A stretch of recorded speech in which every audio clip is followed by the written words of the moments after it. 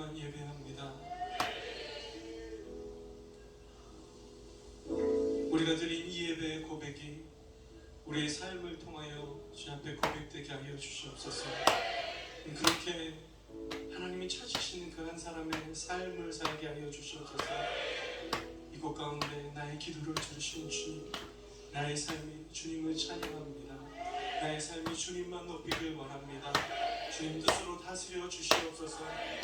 주님의 마음 우리의 삶 속에 부어 주시옵소서. 주님을 따라 살길 원합니다.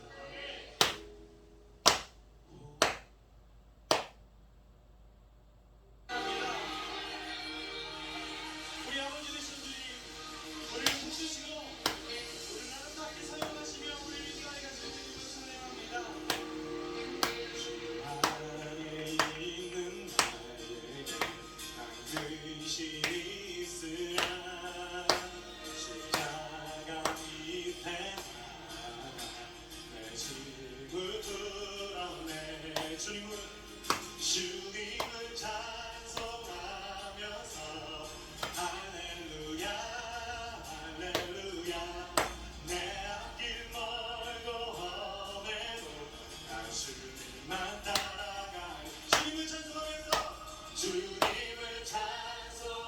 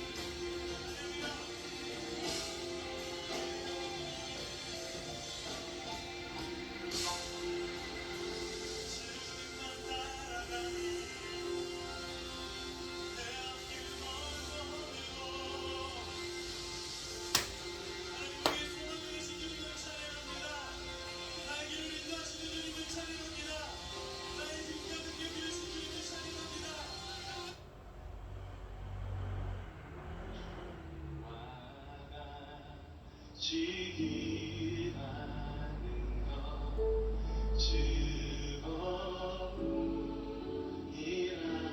즐거움이라니까 우리 주님 걸어가신 발자취 그 밝게 한 걸음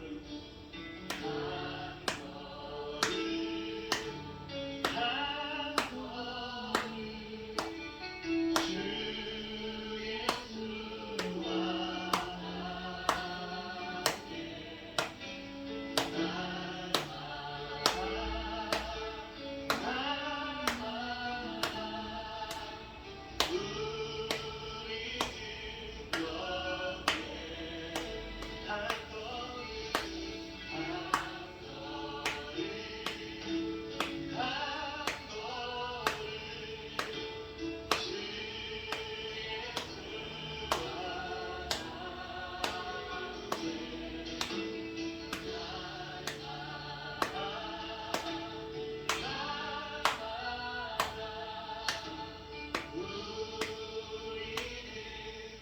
우리 목소리로 다시 한번 고백합니다. 한 걸음 한 걸음 주 예수와 함께 날마다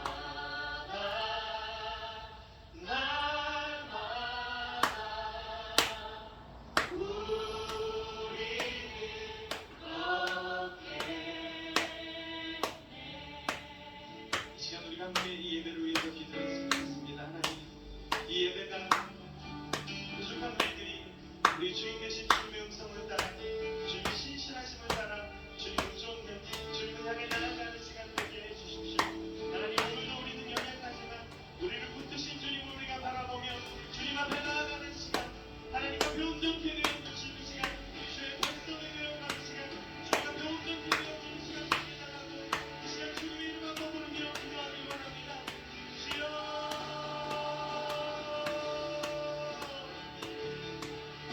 주님, 우리를 부르시는 하나님, 그 부르심에 후회가 없으시며 그 택하심에 결코 주저합니다.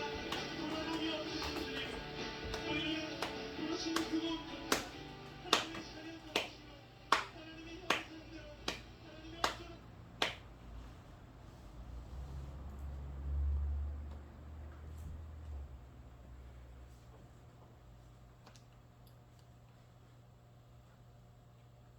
하시는 대로 하나님 우리를 새롭게 하시며 완전케 하시며 주님의 영광으로 만들어 가시는 주님, 하나님의 그 신실하심을 우리가 봅니다. 우리의 선수를 역사하신 주님의 하나님을 하나님 우리가 우리의 눈으로 우리의 몸으로 우리의 삶을 통하여 보고 느끼고 또하시기 바랍니다. 하나님 우리의 하나님 되시며 우리가 구경하시니 내가 시험을 감사합니다.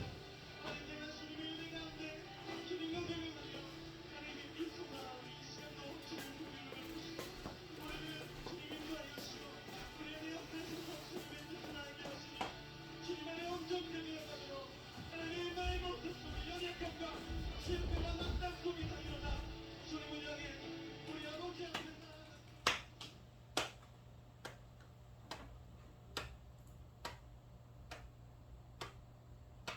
7월 9일 주일 예배를 시작하도록 하겠습니다.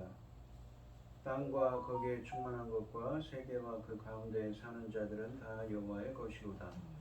여호와께서 그 터를 바다 위에 세우시며 강물 위에 건설하셨도다. 여호와의 산에 오를 자가 누구며 그의 거룩한 곳에 설 자가 누구인가? 곧 손이 깨끗하며 마음이 청결하며 뜻을 허탄한 데 두지 아니하며 거짓 맹세하지 아니하는 자로다.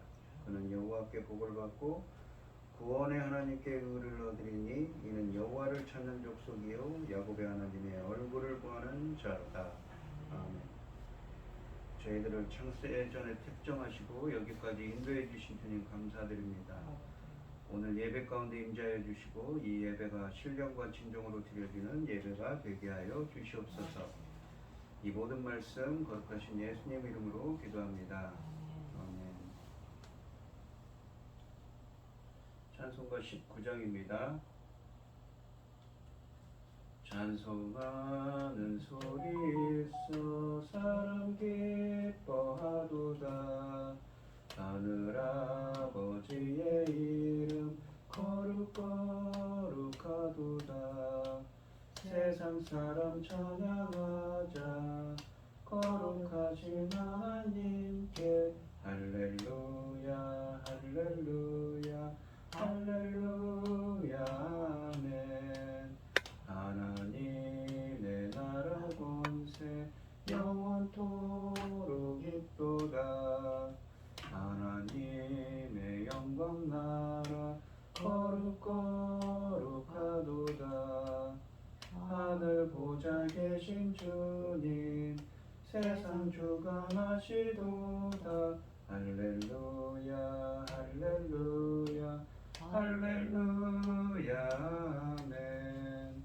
하나님의 크신 섭리 그 뜻대로 되도다. 우리 아버지의 뜻은 거룩거룩하도다.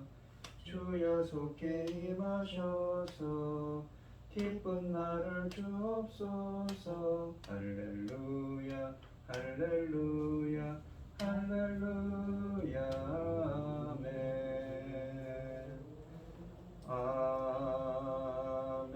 아멘. 사도신경 하심으로 신앙 고백하시겠습니다. 전능하사 천지를 만드신 하나님 아버지를 내가 믿사오며 그 외아들 우리 주 예수 그리스도를 믿사오니 이는 성령으로 잉태하사 동정녀 마리아에게 나시고 본디오 빌라도에게 고난을 받으사 십자가에 못 박혀 죽으시고 장사한 지 사흘 만에 죽은 자 가운데서 다시 살아나시며 하늘에 오르사 전능하신 하나님 우편에 앉아 계시다가 저리로서 산 자와 죽은 자를 심판으로 오시리라. 성령을 믿사오며 거룩한 공예와 성도가 서로 교통하는 것과 죄를 사하여 주시는 것과 몸이 다시 사는 것과 영원히 사는 것을 믿사옵나이다. 아멘. 교독문 73번입니다. 교독을 하겠습니다. 제가 먼저 읽겠습니다. 보라, 내가 새 하늘과 새 땅을 창조하나니 이전 것은 기억되거나 마음에 생각나지 아니할 것이라. 너희는 내가 창조하는 것으로 말미암아 영원히 기뻐하며 즐거워할지니라. 보라, 내가 예루살렘을 즐거운 성으로 창조하며 그 백성을 기쁨으로 삼고 내가 예루살렘을 즐거워하며 나의 백성을 기뻐하리니 우는 소리와 부르짖는 소리가 그 가운데에서 다시는 들리지 아니할 것이며 이리와 어린 양이 함께 먹을 것이며 사자가 소처럼 즙을 먹을 것이며 뱀이 흙을 양식으로 삼을 것이니 나의 성산에서는 해함도 없겠고 상함도 없으리라. 여호와께서 말씀하시니라. 아멘. 찬송 285장입니다. 주의 말씀 받은 그날 참 기쁘고 복되도다. 이 기쁜 마음 못 이겨서 온 세상에 전하노라. 기쁜 날 주 나의 죄 다 씻은 날 늘 깨어서 기도하고 늘 기쁘게 살아가리. 기쁜 날 주 나의 죄 다 씻은 날 이 좋은 날 내 천한 몸 새 사람이 되었으니 이 몸과 마음 다 바쳐서 영광의 주를 섬기리. 기쁜 날 주 나의 죄 다 씻은 날 늘 깨어서 기도하고 늘 기쁘게 살아가리. 기쁜 날 주 나의 죄 다 씻은 날 새 사람 된 그날부터 평안한 마음 늘 있어서 이 복된 말 전하는 일 나의 본분 삼았도다.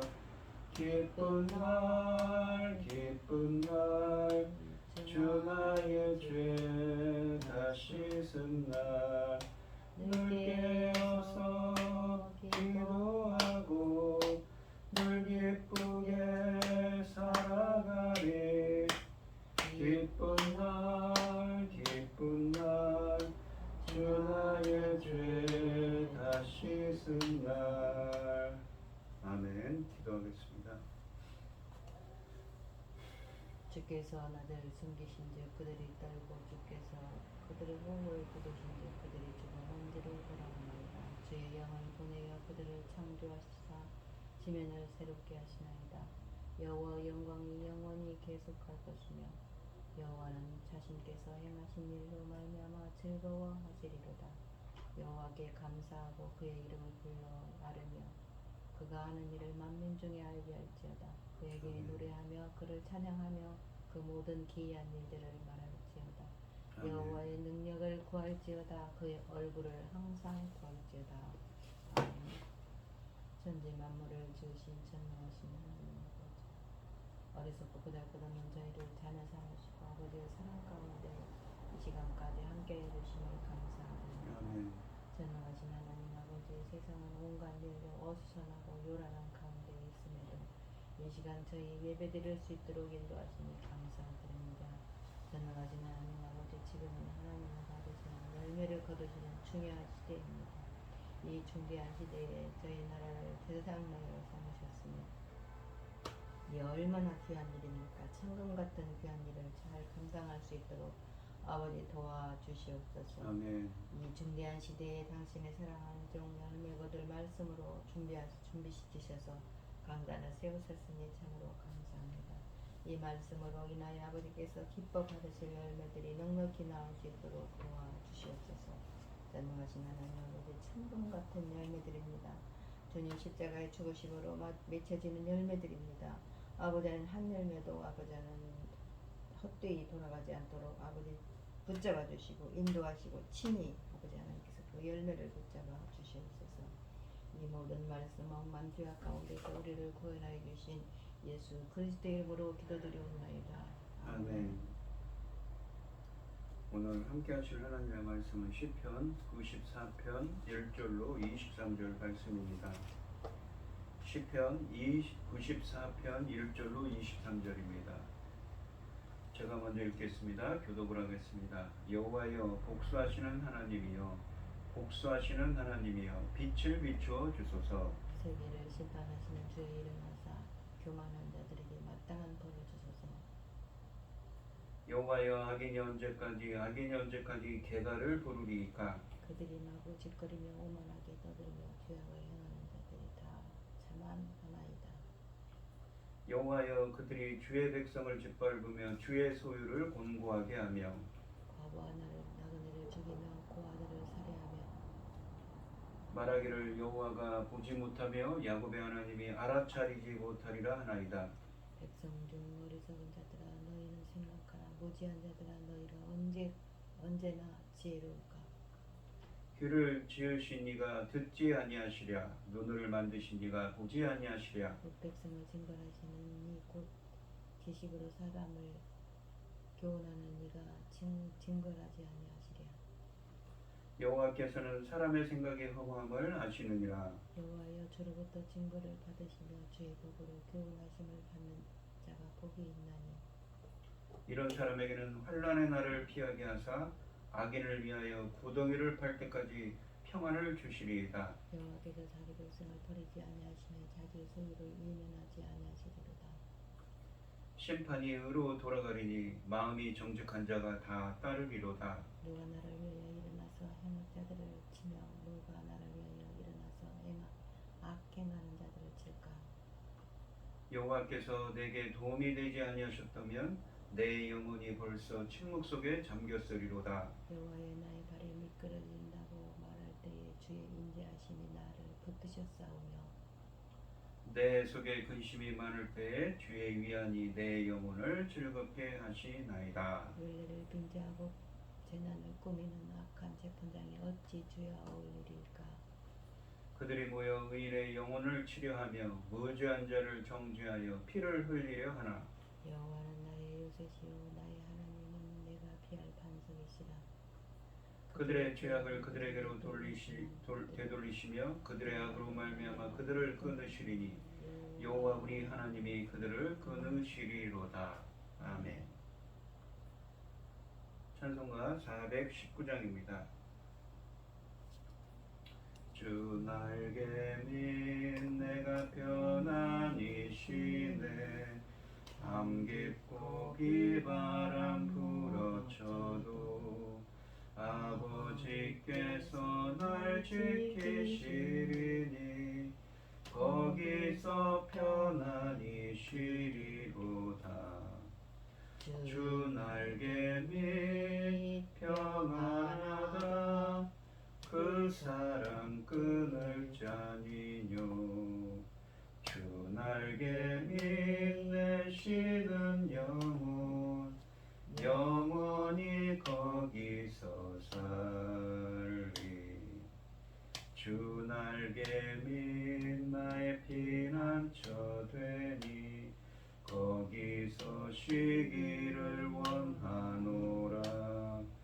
세상이 나를 이루지 못하나 거기서 평화를 누리리라. 주 날개 밑 평안하다. 그 사람 끊을 자니뇨. 주 날개 밑 내 쉬는 영혼 영원히 거기서 살리. 주 날개 밑 참된 기쁨이 있네. 고달픈 세상길 가는 동안 나 거기 숨어 돌보심을 받고 영원한 안식을 얻으리라. 주 날개 밑 평안하다. 그 사람 끊을 자니뇨. 주 날개 밑 내 쉬는 영혼 영원히 거기서 살리. 아멘. 오늘 본문 말씀의 제목은 주의 위안이 내 영혼을 즐겁게 하시나이다 입니다. 이 본문에서 시인은 하나님께 자신을 해치려는 악인들의 악함을 고발하고 있습니다. 그리고 공의의 심판을 호소합니다. 이전에도 하나님이 어떻게 구원해 주셨는지를 떠올리며 이번에도 악인에 대한 하나님의 보응을 확신합니다. 그러니까 이 시편을 묵상해보면 알지만 지금 이 시를 쓰는 시인은 죽을 고비를 넘기고 있습니다. 죽을 위험에 닥쳤지만 이전에도 자신을 구원해 주신 그 하나님을 기억하고 있는 것이죠. 그리고 그 하나님의 보호하심과 위로를 바라고 있습니다. 그리고 그 위로를 확신하고 있지요. 1절에 보시면 여호와여 복수하시는 하나님이여 복수하시는 하나님이여 빛을 비춰주소서라고 하십니다. 빛을 비춘다라는 말은 이 주님께서 빛으로 강림하는 전통에 대해서는 시편 50편에도 나와 있습니다. 이것은 주님이 빛을 비춘다는 것은 우리가 헬라어 성경에도 나와 있지만 로마서나 그 말씀들을 나와 있지만 자신을 드러낸다는, 그러니까 계시한다는 주님의 임재와 계시, 자신을 드러내심을 의미하는 말입니다. 빛이 온 세상을 비추듯 하나님이 임재해 주셔서 심판해 주시라는 의미를 담고 있습니다. 2절과 3절을 보시면 세계를 심판하시는 주여 일어나사 교만한 자들에게 마땅한 벌을 주소서. 여호와여 악인이 언제까지 계가를 부르리까. 주님께 이 심판을 해달라고 부탁을 하는데, 기도를 하는데, 간구를 하는데, 여기 보면 언제까지 계가를 부르겠습니까? 그들이 악인들이 언제까지 즐거워하겠습니까? 기뻐하겠습니까? 라는 말입니다. 4절에 보시면 그들이 마구 짓거리며 오만하게 떠들며 죄악을 행하는 자들이 다 자만하나이다. 자만하다라는 말은 이 히브리어로 직역을 하면 거만하게 행동하고 있다는 것입니다. 그들이 마구 짓거리며 오만하게 떠들며 죄악을 행하는 자들이, 자신을 죽이려고 하는 자들이 거만하게 행동하고 있다고 합니다. 자신들이 행한 온갖 악에 대해 수치심을 느끼는 것이 아니라 오히려 자랑스럽게 생각하며 자랑하며 떠들고 있다고 표현하고 있는 것이지요. 5절에 보시면 여호와여 그들이 주의 백성을 짓밟으며 주의 소유를 곤고하게 하며 라고 합니다. 여기 소유라고 되어 있는 이 말은 기업, 소유, 상속이라는 의미를 담고 있습니다. 그러니까 이 나할라라는 히브리어인데 이것은 나할, 그러니까 소유로 얻다, 상속하다, 유산으로 나누다라는 말에서 유래했습니다. 그러니까 주의 소유, 주의 백성이라는 것은 무엇입니까? 주님의 소유가 되고 주님의 상속자라는 의미입니다. 하나님의 백성들, 하나님의 상속자인 자들을 그렇게 곤고하게 하고 있다는 의미인 것이지요. 이 기업이라는 뜻의 히브리어 나할라는 영원하면서도 특별한 소유물을 가리킵니다. 곧 땅, 이스라엘, 하나님이 기업이 됩니다. 하나님의 기업이라는 표현은 하나님께서 귀하게 여기시며 영원히 주인이신 소유물을 가리킵니다. 베드로가 이 베드로전서 1장에서 말하는 썩지 않고 더럽지 않고 쇠하지 아니하는 기업이라는 표현을 쓰는데 그 기업이 바로 나할라입니다. 원래는 부모로부터 받는 재산을 주로 가리키는 말이었는데 지파나 부족이 받은 영역, 더 나아가서는 국민들이 계승하는 영역도 가리킵니다. 일반적인 상속에 하나님의 아들로 된 자기 상속할 영생에 대하여 또는 하나님에 대하여 신약성경에도 쓰여져 있지요. 그러니까 예수 그리스도와 함께한 하나님의 상속자들, 주님의 천국 백성을 상속한 자들이란 것이죠. 천국을 상속한 자들이라는 의미를 담고 있습니다. 6절부터 7절을 보시면 과부와 나그네를 죽이며 고아들을 살해하며 그 악인들이 약자들, 사회적으로 약자들을 과부와 나그네를 죽이고 고아들을 살해합니다. 말하기를 여호와가 보지 못하며 야곱의 하나님이 알아차리지 못하리라 하나이다. 이 8절에 보시면 백성 중에 어리석은 자들아 너희는 생각하라. 무지한 자들아 너희가 언제나 지혜로울까라고 하십니다. 이 지혜로울까라는 말은 이 사칼이라는 말인데 이 말은 통찰력을 갖다, 명철을 뜻하는 말입니다. 이 시편 기자는 7절에서 자신들이 저지른 만행을 하나님이 절대 알지 못한다고 확신하는 악인들을 어리석은 자들, 무지한 자들이라고 8절에서 부릅니다. 어리석은 자는 성경에서 말하는 어리석은 자는 단순하거나 정신적으로 부족한 사람을 뜻하는 말이 아닙니다. 성경에서 어리석은 자는 이 악인과 비슷한 말입니다. 그러니까 본문에 있는 말씀이죠. 어리석은 사람은 이 마음속에 하나님을 제거한 사람입니다. 그래서 하나님이 없는 그들의 삶에는 선행도 없습니다. 하나님을 두려워하지 않는 사람들입니다. 사회적 약자들을 박해하고 착취하여 부를 축적하는 사람들이라는 의미죠. 그래서 너희가 언제까지 지혜로울까라고 하는 지혜로울까라는 말은 통찰력을 갖다, 명철하다는 말입니다. 그러니까 하나님이 없다고 생각하는 악인들을 어리석은 자라고 표현했다면 지혜로운 자, 명철한 자, 통찰력 있는 사람은 어떻습니까? 하나님을 찾는 사람이죠. 하나님 뜻대로 행동하는 사람들을 가리키는 말입니다. 어리석은 사람들은 부패하고 행실이 가정에서 선을 행하지 않습니다. 마치 하나님이 없는 것처럼 행동하는 사람들이지요. 하나님이 보고 계시며 그들이 하는 모든 것을 평가하신다는 사실을 염두에 두고 너무 늦기 전에 자신들의 행위를 돌이키라고 이 뜻을 가지고 있는 말씀입니다. 이 9절 말씀을 보시면 귀를 지으신 이가 듣지 아니하시랴 눈을 만드신 이가 보지 아니하시랴 하십니다. 하나님은 고아의 하나님이시며 과부의 재판장이십니다. 그러므로 하나님은 이들의 억울함을 아시고 친히 들어주실 것입니다. 10절에 보시면 곧 백성을 징벌하시느니 곧 지식으로 사람을 교훈하시는 이가 징벌하지 아니하시라. 이 지식이라는 말은 디아트라고 해서 야다라는 말에서 의미합니다. 7절과 반대되는 표현이죠. 악인들은 하나님이 듣지도 못하고 알지도 못할 거라고 하시지만 이 백성을 징벌하시는 이 심판하시는 그 하나님께서 곧 지식으로 다 아신다는 의미를 담고 있지요. 지식으로 사람을 교훈하시는 이가 사람을 징벌하시는 이가 징벌하지 아니하겠느냐라고 하십니다. 11절에 보면 여호와께서는 사람의 생각에 허감을 아시느니라.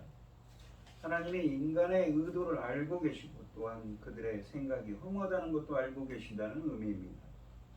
악인들은 자신들이 악을 저질러도 하나님이 알지 못한다고 생각했지만 하나님의 눈을 비껴가는 죄악은 없습니다.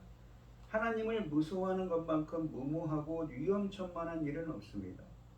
힘없는 악인의 탄원이 힘없는 의인의 탄원이 힘센 악인의 횡포보다 강함을 우리는 믿어야 하겠습니다. 12절에 보시면 여호와여 주로부터 징벌을 받으며 주의 법으로 교훈하심을 받는 자가 복이 있나니 라고 하십니다. 징벌을 받다라는 말은 훈육을 받다, 훈계를 받다라는 말입니다. 주의 법이라는 말은 토라, 율법, 주님의 가르침을 뜻하는 말입니다. 교훈하심을 받는 자다라는 말도 주님의 가르침을 받는 자, 징벌을 받는 자가 오히려 주님의 말씀으로 가르침을 받는 자가 징벌을 받는 자가 무엇입니까? 복이 있다고 합니다. 이 교훈하다라는 말은 이 가르치다와 징벌하다는 뜻을 함께 가집니다. 하나님의 가르침을 받고 그 기준에 따라 징벌을 받는 사람은 복이 있다고 시인은 말합니다. 하나님의 징벌은 이 어머니의 이 매와 같이 사랑의 표현이기도 합니다. 하나님이 가르치시고 징벌하시는 것은 그를 사랑하여 포기하거나 버리지 않으셨기 때문인 것이지요. 반대로 어떻게 살든 간에 하나님의 제재를 받지 않는 자들은 하나님이 포기하셨거나 버리셨다는 의미입니다. 그러므로 시편 기자는 하나님의 징벌을 받는 사람은 복이 있다고 말씀하고 있는 것이지요. 13절에 보시면 이런 사람에게는 환난의 날을 피하게 하사 악인을 위하여 구덩이를 팔 때까지 평안을 주시리이다. 평안을 주시리이다라는 말은 평화를 주게 하다라는 말입니다. 하나님의 교훈과 징벌은 이 환난 날을 피하게 하는 효과를 발휘합니다. 주님이 심판하시는 날이 되면 악인들은 헤어나올 수 없는 심판의 구덩이에 빠져들게 됩니다. 반면에 하나님이 평소에 징계하면서 양육하신 사람들은 벌을 받을 일이 없습니다. 그러므로 그들은 하나님이 악인들을 잡으려고 구덩이를 파실 때에도 평안한 것이지요. 악인들의 만행이 끝날 날이 확실히 있으며 의인은 환난에서 벗어나고 평안을 얻을 것입니다. 14절에 보시면 여호와께서는 자기 백성을 버리지 아니하시며 자기 소유를 예면하지 아니하시리로다. 9절에서 보시면 백성이 주의 백성, 주의 소유된 주의 백성을 버리지 않는다고 했는데 여호와께서는 자기 백성을 버리지 아니하시며 자기 소유를 외면하지 않는다고 했습니다. 그러니까 9절에 나오는 주의 백성, 주의 소유가 된 주의 백성들을 어떻습니까? 어려움을 겪고 있는데 그들을 절대 버리지 않는다고 하십니다. 하나님은 어떤 사람들을 택하여 양육하고 징벌하여 환난 날을 피하게 하시는가요? 보시면 하나님께서 자기 백성이라고 정하신 사람들이며 자기 소유로 택하신 사람들입니다. 그러니까 이 본문에 나와 있는 악인들에게 고통을 받고 있는 자기 백성들을 하나님은 외면하지 아니하시고 보호하신다는 의미입니다. 또 그들을 훈계하시지요. 하나님의 백성이 자신에게 속했기 때문에 하나님은 그 백성에게 신실하십니다. 그뿐만 아니라 하나님은 인생의 환난을 통과하는 백성을 돌보시고 영광으로 그들을 인도하실 것입니다. 때로는 하나님이 자신의 백성을 이 세상의 잔인한 압제자에게 버려두시는 것처럼 보일 때도 있지만 성경은 그렇지 않다고 분명히 말합니다. 이 진리는 하나님의 심판이 그들을 신원할 때까지 소망의 끈을 놓지 않게 해주십니다.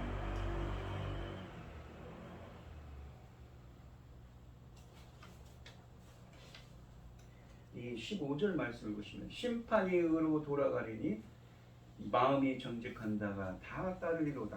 심판이라는 것은 이 미시파트라고 해서 심판하다, 판단, 정의를 뜻하는 말입니다. 이 말은 사람과 사람 사이를 정의하는 하나님의 의로운 심판이지요. 마음이 정직한 자가 심판이 의로 돌아간다고 해요. 의라는 말은 제다카임이라고 해서 공정하신 하나님의 속성을 의미하는 말입니다. 이것은 하나님과 인간 사이의 바른 관계성을 의미하는 말입니다. 그래서 심판이 의로 돌아간다는 말은 하나님의 공의에 의한 재판, 심판, 정의가 회복됨을 의미하는 말입니다. 심판이 공정하신 하나님에 의해 이루어질 것을 의미하고 있는 말씀이죠. 마음이 정직한 자가 다 따르리로다 라는 말씀은 마음이 정직한 자는 정의의 하나님을 따른다고 하시는 말씀입니다. 마음이 정직한 사람은 하나님의 공정하신 심판에 모두 순응하고 그대로 받아들일 것입니다. 주님의 심판이 얼마나 의롭고 공평한지 그 누구도 불평하지 않을 것입니다. 창궐한 악인들의 권세를 심판의 날까지로 제한하시고 주님의 벌을 발비에 받은 백성은 평안 가운데 지켜주십니다. 그 심판의 날까지 하나님의 섭리에 순종하며 고난을 인내하는 백성을 환난 중에 보호하실 것입니다. 하나님의 의로운 판결과 섭리에 대한 확신이 있을 때 우리는 이해하기 힘든 고난 중에도 치우침 없이 의의 길을 따를 수 있는 것이지요. 16, 17절을 보시면 누가 나를 위하여 일어나서 행악자들을 치며 누가 나를 위하여 일어나서 악행하는 자들을 칠까. 지금 시인은 고난 가운데 있습니다. 누군가 자기를 죽이려는 생명의 위협 가운데 있지요. 여호와께서 내게 도움이 되지 아니하셨다면 내 영혼이 벌써 침묵 속에 잠겼으리라. 침묵 속에 잠겼다는 것은 내 영혼이 벌써 침묵 속에 잠겼다는 것은 벌써 죽었을 것이라는 것이죠. 주님께서 나에게 주님이 도와주시지 않았다면 말입니다. 여기서 이 죽음을 의미하는 말씀을 침묵 속에 잠겼으리로다 라고 하시는데 이것은 죽음을 의미합니다. 즉 주의 도움과 구원이 없었다면 자기는 이미 대적들이 놓은 올무에 걸려 죽고 말았을 것이라는 의미입니다. 과거의 구원을 회상하는 것은 시인에게 앞으로의 구원을 소망하게 하는 커다란 의미가 됩니다. 그러한 측면에서 시인은 과거를 회상하고 있는 것이죠. 과거에 이런 일이 있었기 때문이죠. 그렇기 때문에 어떻습니까? 지금 겪고 있는 고난과 환난도 주님께서 지켜주시고 보호해 주실 거라는 의미를 담고 있습니다. 여호와여 나의 발이 미끄러진다고 말할 때 주의 인자심이 나를 붙드셨사오니 내 발이 미끄러진데도 주의 인자심이 붙들어 주셨다고 합니다. 이 인자심이라는 말은 헤세드입니다. 우리가 이 말은 인자, 자비로 주로 번역되는 이 말은 정확한 의미로 하면 언약에 기반한 신실한 사랑을 뜻하는 말입니다. 언약에 기반한 것입니다. 하나님은 언약의 하나님이죠. 성경은 언약의 책입니다. 하나님은 자기 백성과 자기 소유를 버리지 않는다고 14절에서 말씀하시는데 이 헤세드, 주님의 인자하심 누구한테 베푸십니까? 바로 언약 백성인 자기 백성, 자기 소유가 된 사람들에게 베푸신 언약인 것이지요. 헤세드는 개역개정 성경에서 인자, 인애, 자비, 은혜, 긍휼 등 다양한 말로 번역되어 있는데 어느 한 단어로 표현하기에는 다양하고 깊은 의미를 함축하는 개념임을 잘 보여줍니다. 이 말은 정확한 의미로 이렇습니다. 약한 자가 곤궁에 처했을 때 강한 자가 그럴 의무가 없음에도 불구하고 자발적으로 보이는 언약적 충성입니다. 언약적. 근데 언약에 기반한 신실한 사랑인 것이지요. 하나님의 언약. 하나님은 약속하셨습니다. 말씀하셨습니다. 그리고 그것에 기반해서 이 신실한 사랑으로 자기 백성들을 구원하십니다. 그러니까 이것은 이 자기 언약 가운데 있는 언약 백성들에게만 국한된 것이지요. 전통적인 의미의 충성은 높은 사람에 대한 아랫사람의 절대적인 충성을 의미하지만 성경에서 말하는 충성은 정반대입니다. 높은 사람이 낮은 사람에게 보이는 자발적인 사랑과 헌신, 이것이 성경이 말하는 충성이며 헤세드의 이 핵심 개념입니다. 우리가 이 신약성경도 마찬가지인데 엘레우스라는 말이 신약성경에 나오는 에베소서에 나오는 엘레우스라는 말이 히브리어의 헤세드와 똑같은 말입니다. 이스라엘이 언약에 충실하지 못했을 때 죄 용서를 하시는 긍휼을 포함하여 여호와의 불변의 언약적 충성과 사랑을 가리킵니다. 긍휼은 무엇입니까? 이 말은 하나님의 근본적인 속성이며 때로 인자나 종정심으로 불리기도 하는 말입니다. 그러니까 우리가 하나님께서는 자기 백성 자기 소유를 버리지 아니하시고 지켜주신다고 했는데 주의 인자심이 주님은 어떤 사람들에게 그렇게 그러한 환난 가운데 있는 자를 지켜주시는 것이죠. 바로 언약 백성입니다. 자기 백성. 이 인자심이라는 말이 언약에 기반한 신실한 사람, 언약적 충성이 언약에 기반한 하나님이 말씀하셨고 그 말씀을 지키시는 신실하신 하나님이라는 의미입니다. 하나님은 자기 백성을 절대 버리지 않고 지켜주신다고 합니다. 어떤 사람이 하나님의 백성입니까? 성경에 보시면 구약과 신약이 있지요. 출애굽기 19장에 보면 시내산 언약이 나옵니다. 여기 보시면 세계가 다 내게 속하였나니 너희가 내 말을 잘 듣고 쉐마입니다. 잘 듣고 경청하란 말입니다. 내 언약을 지키면 너희는 모든 민족 중에 내 소유가 되겠고, 이 소유라는 말이 여기서는 이 어떤 의미냐면 히브리어로 이 세구라라는 말입니다. 보물이라는 의미죠. 여기서는 주님의 보물이 될 것이며 보배로운 존재. 너희가 내게 대하여 제사장 나라가 되며 거룩한 백성이 되리라. 하나님의 언약을 지키는 자들이 거룩한 하나님의 백성이 된다고 합니다. 너는 이 말을 이스라엘 자손에게 전할지니라 라고 합니다. 그러니까 이 언약이 어떻습니까? 계속 갱신이 됩니다. 출애굽 1세대, 출애굽 2세대들에게는 40년 동안 광야 생활을 한 출애굽 2세대들이 신명기에 가서 어떻습니까? 이 언약 갱신을 하지요. 출애굽기 19장에서 출애굽 1세대, 신명기에 가면 출애굽 2세대입니다. 여호수아 8장에 가면 가나안에 들어갔습니다. 가나안 1세대들과 언약을 갱신하고, 여호수아 24장에는 수십 년이 흐른 후에 여호수아가 가나안 2세대들과 함께합니다. 그리고 사무엘상 12장에는 이스라엘 왕으로까지 확대됐지요. 언약을 갱신한다는 것은 무엇입니까? 바로 현존 계약의 그 유효 기간이 지난 후에도 지속되도록 하기 위해 새로운 계약을 체결하는 것이죠. 유효 기간이. 그러니까 언약을 맺었던 백성들이 어떻습니까? 죽었기 때문인 것이죠. 그 계약을 새롭게 갱신하는 것입니다. 그 기간은. 그런 의미가 있는 것이죠. 우리가 예레미야서 11장 4절에 보시면 이 언약은 그 옛 언약을 의미합니다. 내가 너희 조상들을 쇠풀무 애굽 땅에서 이끌어내던 날에 그들에게 명령한 것이라. 곧 내가 이르기를 너희는 내 목소리를 순종하고 나의 모든 명령을 따라 행하라. 그리하면 너희는 내 백성이 되겠고 나는 너희의 하나님이 될 것이다 라고 하십니다. 내가 너희 조상들을 애굽 땅에서 인도하여 낸 날부터 오늘까지 간절히 경계하며 끊임없이 경계하기를 너희는 내 목소리를 순종하라 하였으나, 이 예레미야 선지자에게 하시는 이 말씀은 이것이지요.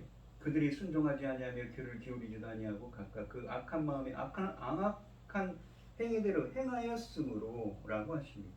그러니까 하나님께서 이 언약을 지키라고 했는데 언약 백성으로서 그렇게 하나님 말씀을 들으라 했지만 듣지 않았던 것, 순종하지 않았던 것입니다. 그래서 하나님께서는 이스라엘을 심판하기로 마음 먹었습니다. 그래서 이 예레미야 선지자를 어떤 선지자라고 합니까? 눈물의 선지자인 것이죠. 앞으로 이스라엘이 망해서 바벨론에 종살이를 할 거라고 눈물로 외치고 다녔습니다. 그렇게 될 것이라는 것이지. 그러면서도 하나님께서는 새 언약에 대해 또한 내가 그들에게 행하라 명령하였어도 그들이 행하지 아니한 이 언약의 모든 규정대로 그들에게 이루게 하였느니라. 하나님께서는 신명기 28장 29장에서 축복과 저주의 말씀하십니다. 그 말씀대로 이룰 거라면 왜? 하나님은 언약의 하나님, 신실하신 하나님이기 때문인 것입니다. 하지만 이 예레미야서 31장 31절로 34절에는 새 언약을 말씀하십니다. 여호와의 말씀이니라. 보라 날이 이르리니 내가 이스라엘 집과 유다 집에 새 언약을 얻으리라. 이 언약은 내가 그들의 조상들의 손을 잡고 애굽 땅에서 인도하던 내던 날에 이 맺은 것과 같지 아니할 것이지.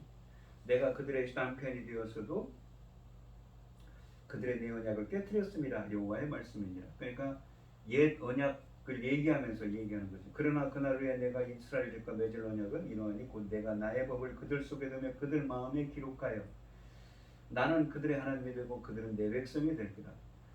이 여호와의 말씀입니다. 그러니까 하나님의 이 나의 법을, 하나님의 말씀을, 율법을, 넓은 의미에서 율법은 토라는 하나님의 가르침이죠. 그들 속에 두며 그들 마음에 기록해서 하나님의 말씀을 행하는 하나님의 백성이 되게 한다는 하나님의 강권적인 역사인 것이죠. 여기 보시면 나는 그들의 하나님이 되고 그들은 내 백성이 될 것이다. 언약 공식입니다. 그들이 다시는 각기 이웃과 형제를 가리켜 이르기를 너는 여호와를 알라 하지 아니하리니 이는 작은 자로부터 큰 자까지 다 나를 알기 때문이라. 하나님을 안다는 것은 어떻습니까? 체험적이고 야다라고 해서 주관적으로 하는 것입니다. 하나님을 체험하는 것이죠. 내가 그들의 악행을 사하고 다시는 그들을 기억하지 아니하리라. 여호와의 말씀입니다. 새 언약의 중보자로 오신 분이 누굽니까? 바로 예수 그리스도시죠. 그 새 언약의 이야기를 하는 것입니다. 그러면서 지금까지 보시면 이 시편에서 하신 말씀은 무엇입니까? 시인은 지금 공경 중에 있습니다. 환난 중에 있죠. 하지만 하나님께서 그 전에도 비슷한 일을 당했지만 하나님께서 구원해 주셨습니다. 하나님은 언약의 하나님이고 자기 백성, 자기 소유를 지키시는 하나님이죠. 왜요? 하나님은 헤세드, 주의 자비하신 분, 언약에 기반한 신실한 사랑을 베푸시는 분이기 때문인 것입니다. 19절에 보시면 내 속에 근심이 많을 때 주의 위안이 내 영혼을 즐겁게 하였나이다. 언약 백성으로서 언약의 말씀을 굳게 붙들고 있다면 어떤 어려움이 닥쳐도 언약에 신실하신 하나님의 사랑, 헤세드가 임할 것입니다. 시인의 발이 미끄러질 때 사랑을 붙드셨고 근심 중에 있을 때 위로를 건네십니다. 주님으로 인해 죽음의 문턱을 넘은 생생한 간증은 오늘의 시련도 이겨낼 힘이 될 것입니다. 하나님을 향한 신뢰는 막연한 기대가 아닙니다. 상황은 변해도 자기 백성을 향한 하나님의 마음은 변함이 없기 때문인 것이지요. 그러면서 20절부터 23절을 보시면 율례를 빙자하고 재난을 꾸미는 악한 재판장이 어찌 주와 어울리리까? 그들이 모여 의인의 영혼을 치료하며 무죄한 자를 정죄하며 피를 흘리려 하나? 여호와는 나의 요새이시요 나의 하나님은 내가 피할 반석이시라. 그들의 죄악을 그들에게로 되돌리시며 그들의 악으로 말미암아 그들을 끊으시리니 여호와 우리 하나님이 그들을 끊으시리로다. 이 외부의 대적들, 그러니까 하나님께서는 자기 백성을 절대 놓치지 않고 지켜주시며 어떤 고난과 환난 가운데도 지켜주신다는 의미를 담고 있습니다. 시인은 그것을 전에도 경험했기 때문에 지금 겪는 고난도 이겨낼 거라고, 그렇게 해 주실 거라고 고백하는 것이죠. 이 율례를 빙자하고 재난을 꾸미는 악한 재판장 같은 하나님을 대적하는 무리가 있습니다. 그들은 법령이나 규례를 무시하고 불법을 행하며 하나님을 떠난 타락한 통치자들, 재판장들이었습니다. 그들에 대한 심판이 이루어질 것을 말씀하고 있습니다. 심판이 이루어질 때까지 신실한 자들은 여호와를 반드시 신뢰하고 그분께 모든 신원을 맡겨야 합니다. 이러한 확고한 믿음이 22절과 23절에 강력하게 언급됩니다. 여호와는 압제와 타락한 권력이 횡행할 때 안전한 피난처가 되십니다. 그래서 신실한 자들은 여호와가 그들을 절대 그냥 버려두지 않으신다는 것과 모든 것을 바로잡으시는 날이 올 때까지 그들을 돌보신다는 것을 알고 확신을 가지고 주님을 의지할 수가 있습니다. 이 의인들이 복수를 하나님께 맡긴다는 것은 그들이 폭력과 압제를 견디면서 하나님의 의를 신뢰한다는 것을 의미합니다. 그 결과 그들은 하나님의 이루하심이 베푸시는 신실한 사랑으로 평안을 누리게 될 것입니다. 이 힘의 논리가 통용되는 세상에서 주의 정의를 믿고 주님을 향한 마음의 올곧음을 회복하는 여러분들이 되시기를 바랍니다. 오늘 본문 말씀을 보시면 하나님은 어떻습니까? 지금 시인은 죽음의 고비 가운데 있습니다. 지금 시인은 어려움 가운데 있죠. 고난과 환난 가운데 있어요. 생명의 위협을 당하고 있습니다. 그런데 시인은 과거에도 이런 고난이 있었습니다. 하지만 하나님께서 자기를 붙들어 주셨거든요. 그래서 자기 백성을 지키시며 자기 백성을 자기 소유를 외면하지 아니하시는 그 하나님이 자기를 지금 겪고 있는 이 고난도 주님께서 붙드실 것이라. 왜? 하나님은 헤세드의 하나님, 언약에 기반한 신실한 사랑, 언약적 충성을 주시는 신실하신 하나님이기 때문에, 언약에 기반한 사랑의 하나님이기 때문에 자기 백성을 지키시는 하나님께서 자기를 지켜주실 것이고, 하나님께서 악인들을 심판하실 것이라는 것을 확신하며 기도하고 있는 것입니다. 우리 성도님들도 이 시인처럼 지금 있는 고난과 역경 가운데 있더라도 주님께서 주시는 그 헤세드, 자기 백성에게 베푸시는 그 신실하신 사랑을 체험하고, 이렇게 시인처럼 와, 하나님께서 나의 요새가 되셨구나, 나의 반석이 되셨구나, 나의 산성이 되셨구나, 이렇게 고백할 수 있는 여러분들이 되시기를 주님의 이름으로 축원드리겠습니다. 기도하겠습니다. 하나님 아버지 감사합니다. 자기 백성을 절대 버리지 않는 그 하나님, 옛 언약과 새 언약을 지키시는 새 언약의 백성들을 절대 버리지 않고 그들을 구원하시며 그들에게 요사가 되주시고 산성이 되주시며 피난처가 되주신다고 말씀하십니다. 저희들이 하나님의 말씀을 청종하며 새 언약의 중보자이신 예수 그리스도로 말미암아 주님의 하나님의 백성으로 삼아주신 하나님 감사를 드립니다. 우리가 행하는 모든 일, 인생의 길 가운데서도 이 시편의 말씀처럼 주님께서 저희들을 붙들어 주시고 요새와 산성이 되주셔서 어떠한 고난과 역경도 이겨내고 이 시인처럼 하나님이 나의 요새가 되셨구나, 반석이 되셨구나, 이렇게 고백할 수 있는 은혜를 허락하여 주시옵소서. 이 모든 말씀 거룩하신 예수님 이름으로 기도합니다. 아멘.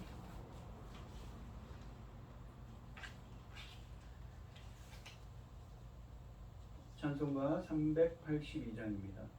너 근심 걱정 말아라, 주 너를 지키리. 주 날개 밑에 거하라, 주 너를 지키리.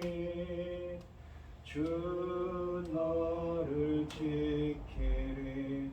아무 때나 어디서나 주 너를 지키리.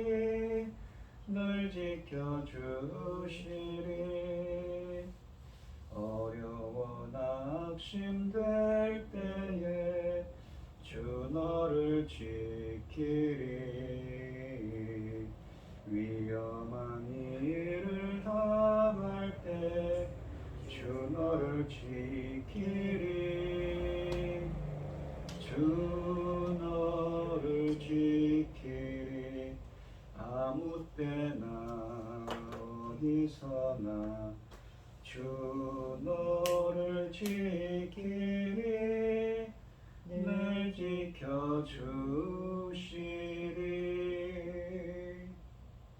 너 쓸 것 미리 아시고 주 너를 지키리.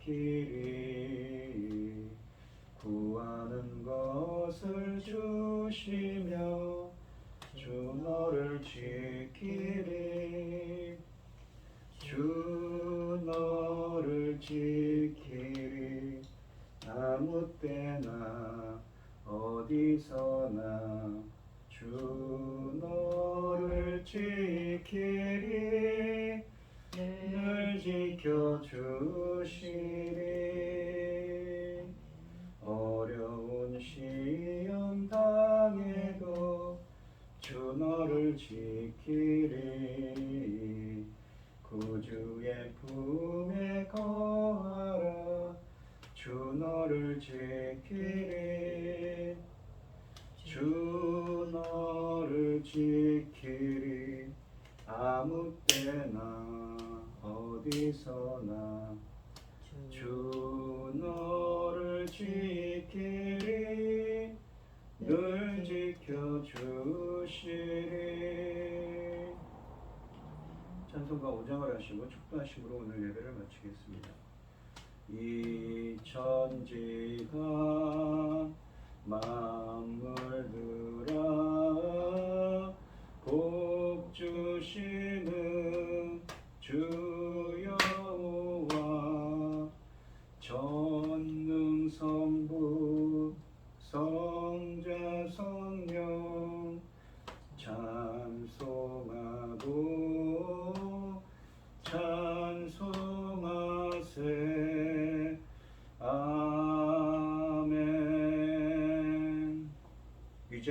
주 예수 그리스도의 은혜와 아버지 하나님의 극진하신 사랑과 성령의 교통하심이 주님이 친히 하나님의 백성들을 버리지 않는 그 하나님의 인자하심으로 주님의 구원을 체험하기를 소원하는 성도들 머리머리 위에 이제로부터 영원히 함께 있을지어다.